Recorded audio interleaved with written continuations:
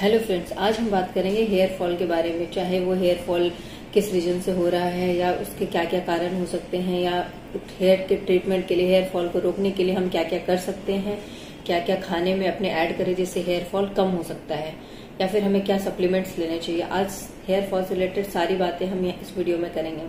आप यदि हमारे चैनल पर पहली बार आए हैं तो लाइक सब्सक्राइब करना मत भूलिए। सबसे पहले मैं बात करना चाहूंगी हेयर फॉल के रीजन, क्यों होता है हेयर फॉल।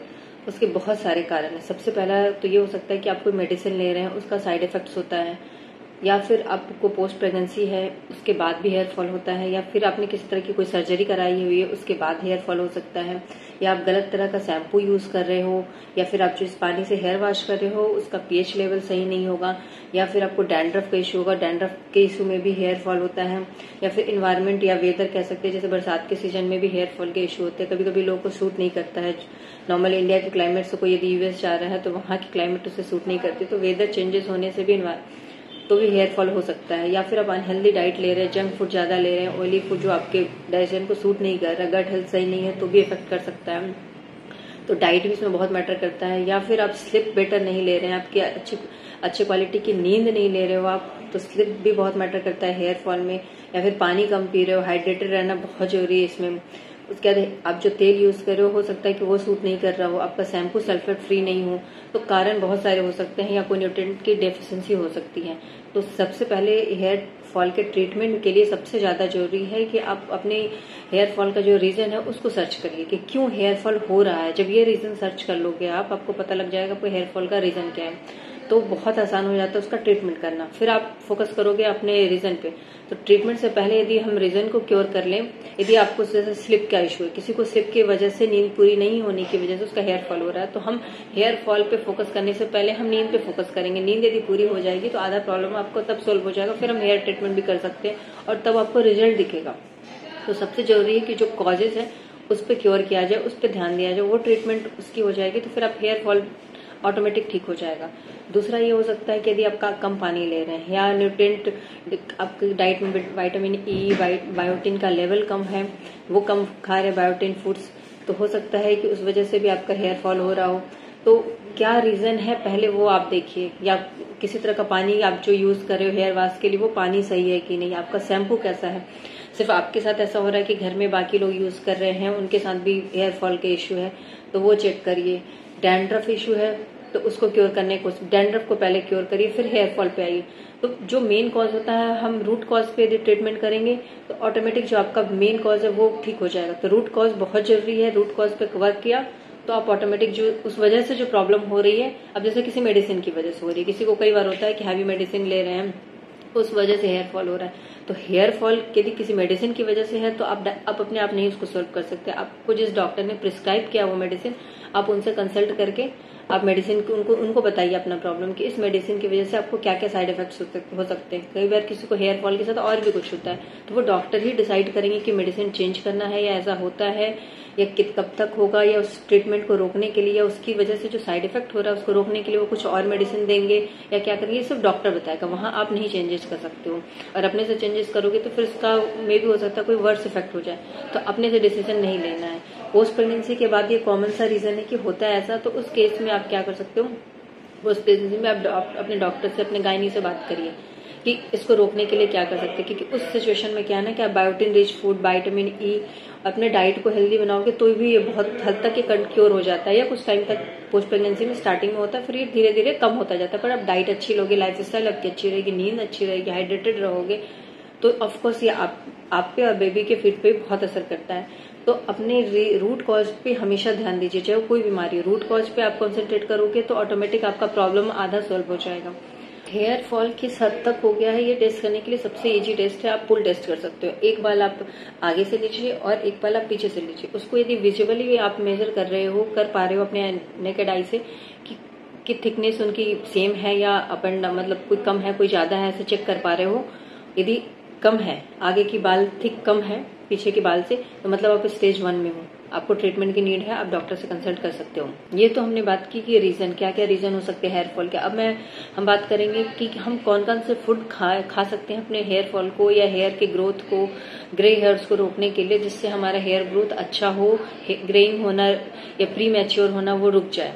तो बायोटिन रिच फूड्स या विटामिन ई रिच फूड्स हमें अपनी डाइट में लेने चाहिए। आप विटामिन ई का कैप्सूल भी ले सकते हो कुछ दिन तक, या फिर आप अपने हेयर में भी जो ऑयल मसाज करते हैं उसमें भी आप अपना विटामिन ई का कैप्सूल को ऐड करके उससे भी हेयर मसाज करने से बहुत फर्क पड़ता है। यदि नॉर्मल है किसी का हेयर थोड़ा बहुत स्टार्ट हुआ है तो। या फिर खाने में हम क्या कर सकते हैं, एग ऐड कर सकते हैं, न्यूट्रिशनल ईस्ट ऐड कर सकते हैं, एवोकाडो हो गया, ब्रोकली हो गया, अब स्वीट पोटैटो ऐड कर सकते हो आप, मीट का लीवर हो गया या चिकन का लीवर हो गया, इसमें भी काफी बायोटिन लेवल होते हैं। बनाना हो गया, मशरूम्स हो गया, जितने नट्स एंड सीड्स होते हैं, पंपकिन सीड्स हो गए, सनफ्लावर सीड्स हो गए, आमंड्स हो गए, ये सब ऐड करके हम अपनी हेयर को बूस्ट कर सकते हैं। जो भी नॉर्मल डाइट आप ले रहे हो उसमें इन सब खानों को इनकॉर्पोरेट करके ऐड करके, जैसे मॉर्निंग में सोक करके ड्राई फ्रूट्स ले सकते हो, नट्स एंड सीड्स को, उसके बाद फिर आप इवनिंग के टाइम पे भी ऐड कर सकते हो, या फिर एवोकाडो ऐड कर सकते हो, ब्रोकली आपको जैसे मैंने उसका किसी फूड में बना करके ऐड कर सकते हो, न्यूट्रिशनल ईस्ट ऐड कर सकते हो, एग ऐड कर सकते हो। प्रोटीन का अच्छे क्वांटिटी में लेना भी मैटर करता है हेयर फॉल में, तो जितना हो सके अपने हेयर का ध्यान रखिए। अब मैं बताना चाहूंगी हम क्या क्या प्रिकॉशन ले सकते हैं जिससे हेयर फॉल हो ही नहीं। अभी तो मैंने रीजन बताया, डाइट बताई है आपको, बट अब ये बता रही हूँ कि क्या प्रिकॉशन ले सकते हैं जिससे हेयर फॉल आपका हो ही नहीं या हेयर ग्रोथ जो कम हो रहा है वो बढ़ जाए। तो सबसे पहले आप जो शैम्पू यूज कर रहे हो वो ध्यान रखिए कि वो सल्फेट फ्री होना चाहिए। कोई ऐसे पर्टिकुलर शैम्पू का मैं ये नहीं कर रही हूँ, आप इंग्रेडिएंट लिस्ट जो भी आप शैम्पू के पीछे हो उसको पढ़ करके आप देखो, सल्फेट नहीं होना चाहिए, वो काफी नुकसान करता है बालों को। दूसरा, विटामिन ई ऐड कर सकते हो अपनी डाइट में। उसके बाद आप पानी कम पी रहे हो तो पानी ज्यादा पीजिए, हाइड्रेटेड रहना बहुत जरूरी है इसमें। आपका स्काल्प इची नहीं होना चाहिए, डैंड्रफ नहीं होना चाहिए आपके बालों में बहुत ज्यादा खुजली हो रही है, डैंड्रफ हो रहा है, उस वजह से भी बाल बहुत झड़ते हैं। तो इन चीजों को स्टार्टिंग में ही रोकिए। विंटर में कई बार होता है लोगों के बाल में डैंड्रफ बढ़ जाते हैं, फिर हेयर फॉल होने लगता है, तो उसके स्टार्टिंग से ही आप डैंड्रफ पे काम करेंगे तो डैंड्रफ बढ़ेगा नहीं।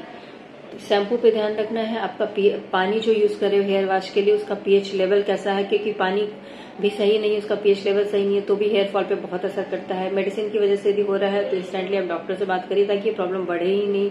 दूसरा, यदि आपकी स्लिप अच्छी नहीं है तो उस केस में भी आपका हेयर फॉल होगा, तो अपने स्लिप पे ध्यान दीजिए कि टाइमली आप सोएं, टाइमली उठें और एक अच्छी क्वालिटी की नींद लें। उसके बाद हाइड्रेटेड रहना बहुत जरूरी है, बालों में डैंड्रफ नहीं होने चाहिए। आप शैम्पू जो यूज कर रहे हो वो ध्यान दीजिए उसके इंग्रेडिएंट लिस्ट पे कि वो आप क्या यूज कर रहे हो। वेदर कभी कभी होता है कि किसी को किसी पर्टिकुलर वेदर पे बाल सूट नहीं कर रहे, उस समय में उनको हेयर फॉल होने लगता है, तो उस समय भी आप ध्यान रख सकते हो कि हेयर फॉल ना हो। किसी को पर्टिकुलर वेदर के अकॉर्डिंग, जैसे किसी को बरसात में हेयर फॉल हो रहा है, किसी को विंटर में, तो यदि पर्टिकुलर मुझे यदि बरसात में प्रॉब्लम हो रही है तो मैं बालों का ज्यादा ध्यान रखना है। उसके बाद टाइमली ऑयलिंग करिए अपने बालों में। यदि आपकी ऑयली स्किन है तो आप कम करिए, किसी का ड्राई है तो वो हफ्ते में 1 बार 2 बार कर सकता है।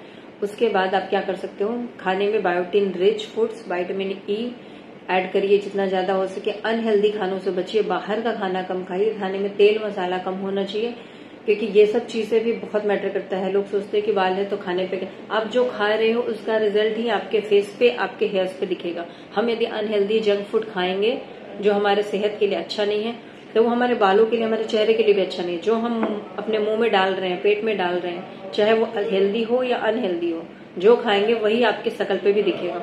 आप यदि अच्छा खाओगे तो फेस अच्छी दिखेगी, ग्लो करेगी। अच्छा नहीं खाओगे तो फेस और हेयर्स, बॉडी, स्किन सब पे दिखेगा, फैट बढ़ने लगता है। तो अनहेल्दी फूड, जंक फूड, बाहर का खाना कोशिश करना है कि आप नहीं खाओ। नींद पूरी लो, और सबसे इम्पोर्टेंट स्ट्रेस फ्री रहना। आप यदि सब कुछ कर रहे हो, आजकल कॉमन रीजन यही है स्ट्रेस का। सबका डाइट अच्छा है, सब कुछ डाइट भी अच्छे ले रहे हैं और हेयर का केयर भी कर रहे हैं, फिर भी हो रहा है, तो रीजन वहां स्ट्रेस भी होता है। स्ट्रेस की वजह से बहुत ज्यादा हेयर फॉल होता है। स्ट्रेस और स्लीप, ये दोनों बहुत कॉमन इशू है जो मोस्टली हर डिजीज में इफेक्ट, बहुत ज्यादा इनका इम्पैक्ट होता है। तो अपना ध्यान दीजिए कि स्लीप अच्छा हो और स्ट्रेस लेवल कम हो।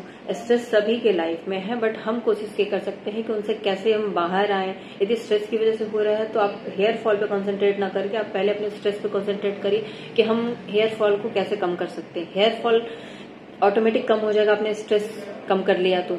स्ट्रेस पे वर्क करिए, मेडिटेशन करिए। आपको यदि या फिर खुद को इतना बिजी रखिए कि स्ट्रेस के लिए टाइम ना मिले, या फिर कुछ कोई अच्छे दोस्त हैं, फैमिली है, फ्रेंड्स हैं, मम्मी पापा, भाई बहन है, जिनसे बात करके आपको अच्छा लगता है तो उनसे बात करिए।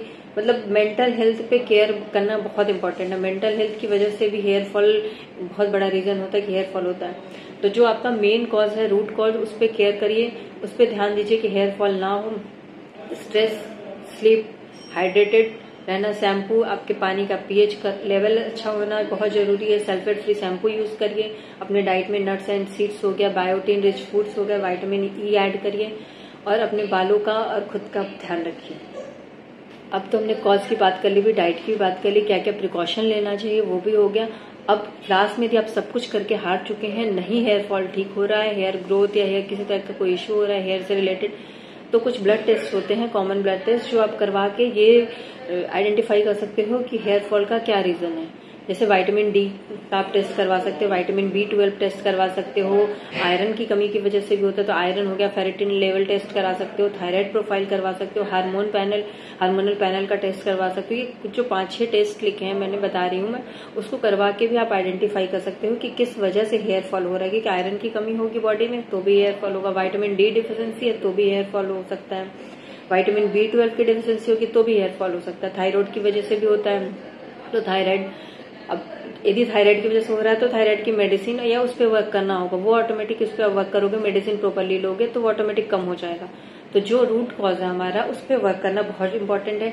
उसके बाद आप आइडेंटिफाई करिए, ये आइडेंटिफाई करने के बाद आप अपने हेयर फॉल पे कॉन्सेंट्रेट करिए। जब रीजन पता चल जाएगा तो आप इंस्टेंटली उस पर वर्क कर सकते हो, या डॉक्टर से कंसल्ट करना है, डाइटिशियन से कंसल्ट करना है, क्या खाना है। आप अपने रूट कॉज को बहुत जरूरी है, यदि आप नहीं समझ पा रहा है तो आप सिंपली आप टेस्ट करवा लो, क्लियर हो जाता है कि किस वजह से हो सकता है। आप तो डायरेक्टली फिर वर्क कर पाओगे अपने हेयर फॉल पे, चाहे प्री मैच्योर ग्रेइंग हेयर हो रहा है या फिर हेयर थिनिंग हो गई, जो भी है।